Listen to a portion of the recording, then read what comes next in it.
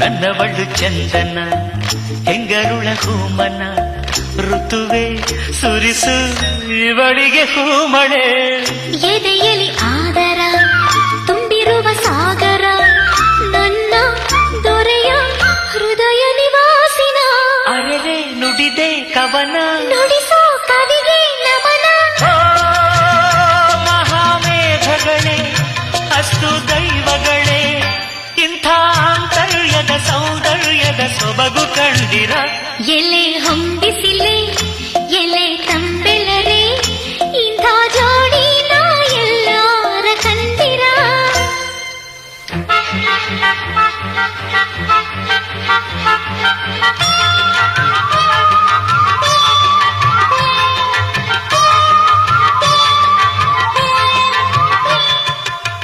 ತನ್ನ ನನ್ನ ತಾನನ್ನ